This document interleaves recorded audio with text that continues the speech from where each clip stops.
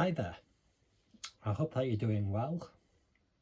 Today I'd like to talk about the debt-based economic system that we live under in the mid-2020s.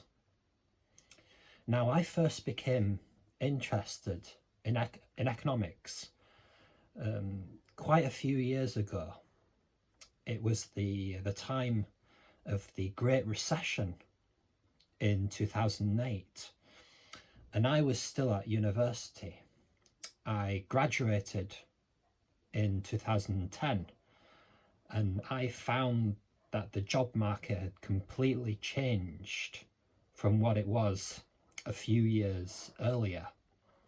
You see, a few years earlier, I applied for two jobs, one at McDonald's. I didn't get the job at McDonald's, but then I applied to a job working in a restaurant, and after a 10-minute chat with the head chef, I got offered the job as a kitchen porter.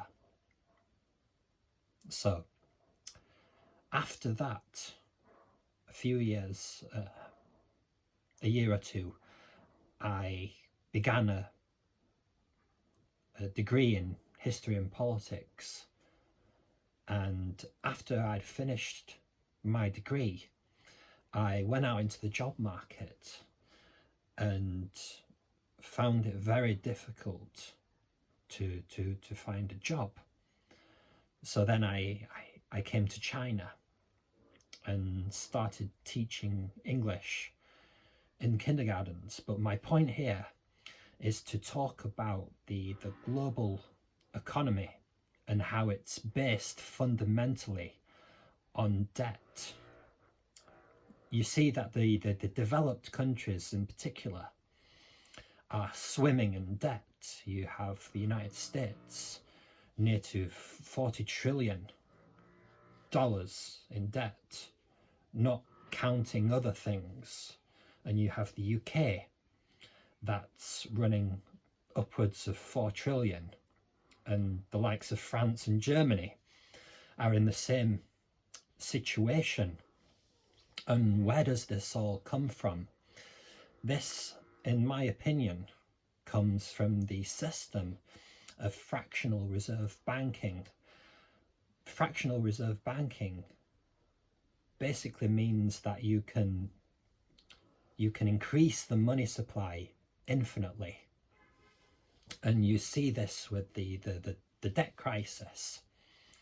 And today's situation in the economy, with all the technology involved today, productivity in the last 40 years has gone way up. It's more than doubled. It's, worker productivity.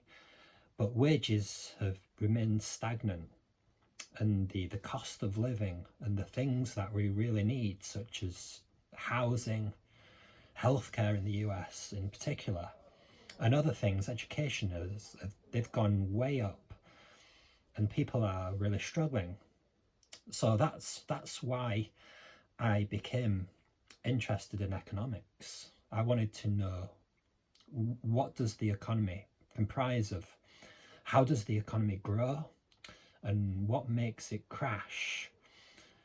Aside from all the political rhetoric with the two parties, be it Labour and Conservative or Democrat and Republican, blaming each other, saying, you've maxed out the credit card, or you didn't fix the roof while the sun was shining. So that's why I became interested in economics. And if you're interested in economics, I hope you can come on the journey with me and look into some of the things.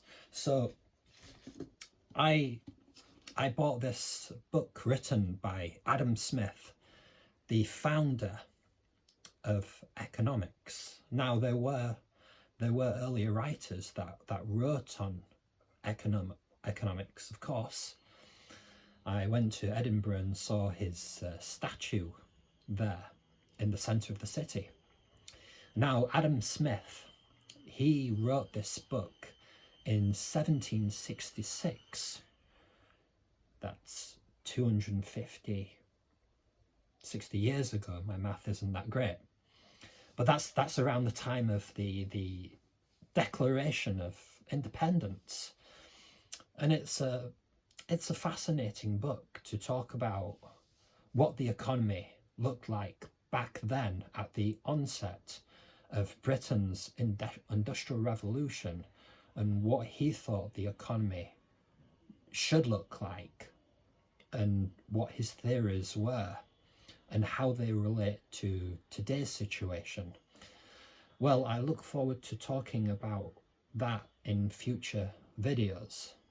So thank you so much for watching, and I look forward to hearing any comments that you have, and any feedback. That would be much appreciated. Have a good one. Thanks.